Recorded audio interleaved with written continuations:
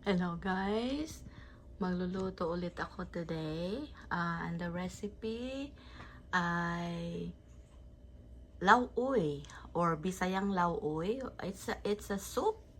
Sabaw siya na kadalasang niluluto sa Visayan area, yung mga Bisaya like me. So ito yung mga ingredients ng lauoy. Yan, green beans, malunggay sana. Wala akong malunggay, kaya spinach na Front lang. door open. By the way, andito kasi ako sa US, sa California. So, walang, hindi madaling mag-access ng, ano tawag nito? Hindi madaling mag-access ng malunggay na fresh. At saka okra, wala akong fresh, so frozen na din. Pero okay lang yan guys, masarap pa din. 3 hiwa ng isda, pompano ito. Kasi yun lang din yung favorite fish ko din siya kasi hindi malangsa. Kalabasa, talong, isang talong, mataas, malaking talong. Chayote, isang pepper, siling haba, hindi naman, galing pa to sa garden namin last year. So, pinipres lang para magamit. Ang kabutihan dito guys is, natuto akong maglagay sa freezer ng mga pagkain na para ma-preserve siya at magagamit ko pa din in a long time, in the future. So tulad nito yung lemongrass o tanglad, frozen din ito. Meron akong leftovers ito na tanglad na hina-harvest namin last summer. At saka minsan bumibili din ako pag ubos na.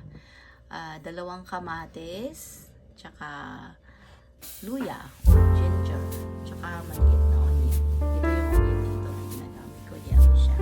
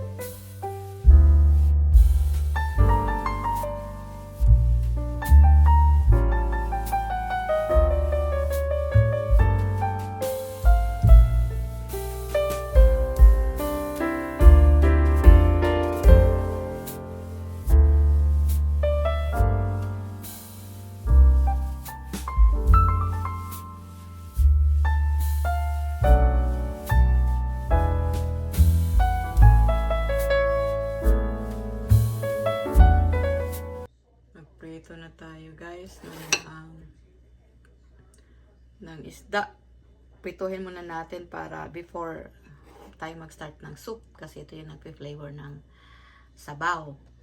So, mainit na yung mantika. Ito natin.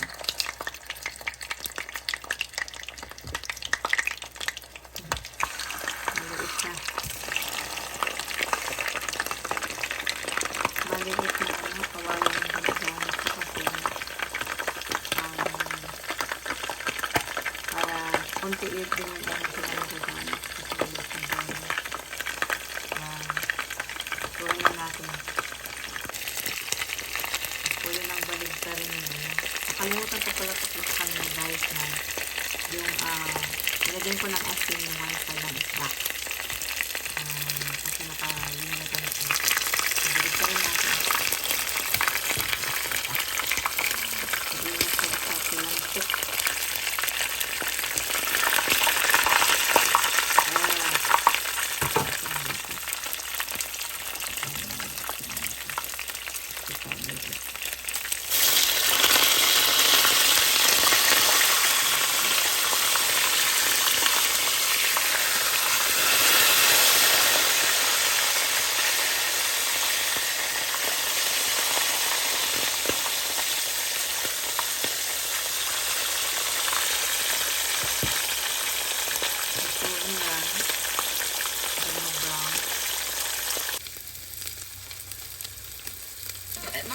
Yan, luto na yung isda guys. Pwede na tayong magsimula magluto ng lauoy, sabaw na Bisaya. So guys, start na tayo magluto ng lauoy. Unang gagawin is lagay tayo ng tubig muna sa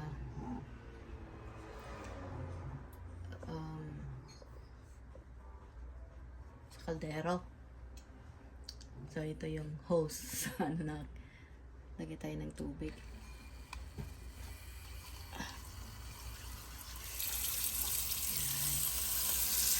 Mga siguro kalahati. 5 quart na ano to. Na pot. Kunti lang.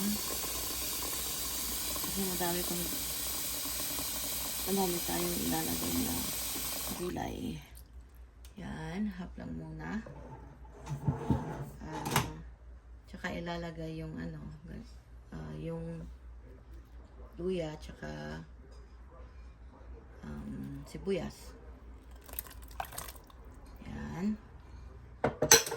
Tsaka ilalagay yung ano, ilalagay yung lemongrass o tanglad. So, at ilalagay din yung kamatis. Ito yung uunahin natin. Napakuluan. Para makuha yung lasa. So, naka-on na yung stove. Yung high na setting. Kung kayo nagluluto gamit yung kahoy. Lakasan nyo yung ano, apoy para para madali kumulo. Lagyan ng takip at pakuluin. Yan. Kumukulo na yung ano natin. So lalagyan natin ng ano, patis. Fish sauce.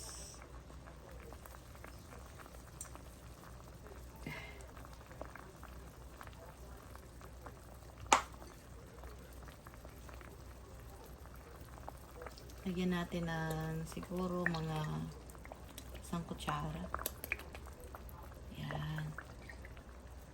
Tapos papakuluin hanggang yung sibuyas medyo ano na siya, see-through or translucent. Ano pa yan sa Tagalog? Bisaya. So yan. Takpan muli. At i-check natin mamaya. Pakukuluan siya. Pakukuluan ng additional siguro mga 10 minutes. So yan, kumukulo na siya for 10 minutes. Medyo soft na yung yung sibuyas tsaka yung kamatis. Isusunod nating ilagay yung yung sayote. Kasi ito yung matagal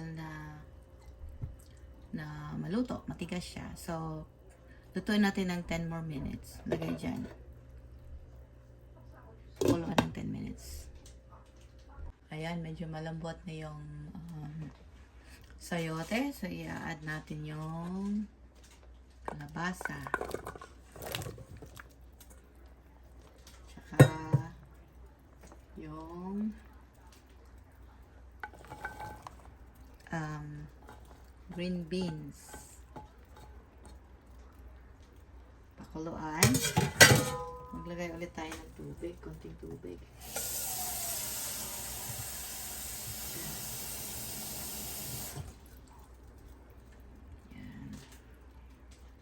Yung sabaw natin is punong-puno ng gulay. Tapos pakuluan. Tapos ilalagay natin yung sili para masama yung pakuluan natin ng mga 5 minutes siguro. At ilalagay natin yung the rest of the vegetables. Ayan, medyo kumulo na siya. Transfer ko na yung yung sabaw sa mas malaking stock pot. Ito, mas malaki. Kasi hindi nagkasya. Tapos, lagyan natin ng tubig. Kasi kulang yung tubig. Damihan talaga yung tubig.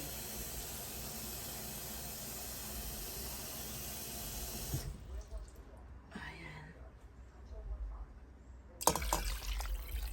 Ayan, dalawang siguro mga 8 cups. Kuluan ulit. Ay, naku, minsan i-estimate natin hindi talaga magkakasya. So, yan. So, ilalagay na natin yung isda.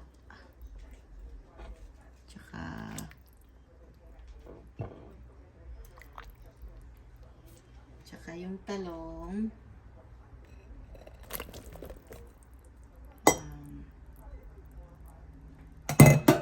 Yung okra. Tapos last na yung spinach o kangkong. Okay, so wala akong malunggay. So yun na. So ito frozen. Iano ko lang. Ilalagay ko lahat. Ito ay kulang sa kalahating kilo. Grabe ako kung magluto ng lauoy, guys. Maramihan. Kasi ito yung favorite na sabaw ko. Very favorite. I can eat lauoy every day. Yan. Mimix natin. Yan. Nasa ilalim yung ibang ingredients. Pakukuluan muna natin ulit. Siguro ng mga 10 to 10 minutes. Tsaka lagay natin yung kangkong, tsaka i-adjust natin yung timpla.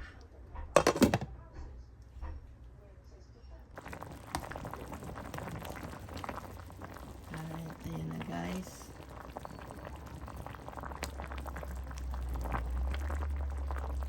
Malambot na yung gulay. Kaya ko na yung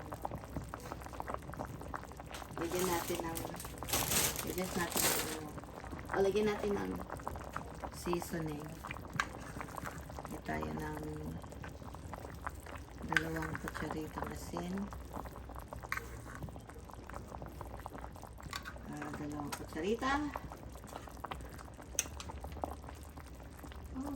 According sa panlasa din.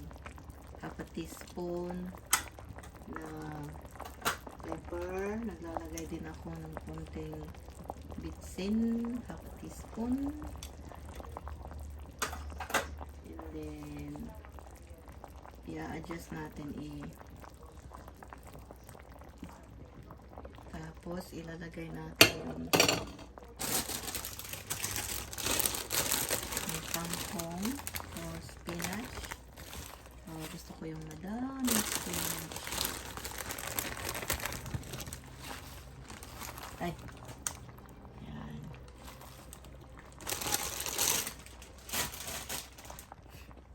Tapos, pakukuluan natin ng konti para ma-adjust natin yung ma-adjust natin yung timpla.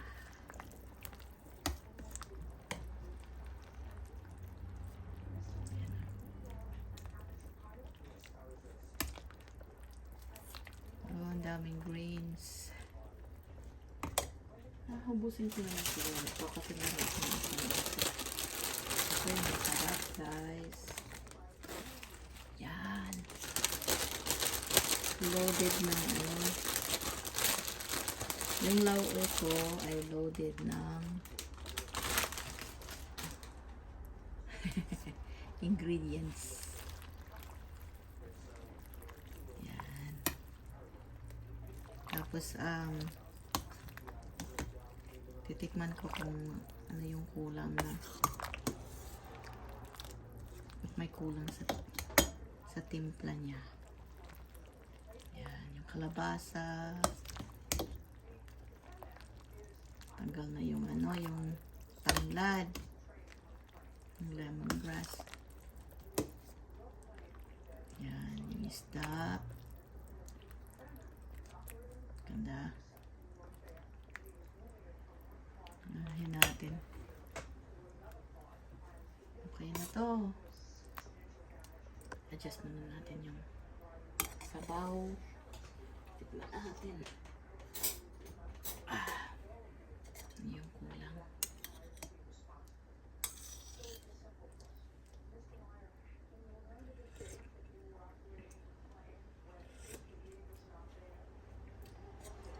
Okay na siya.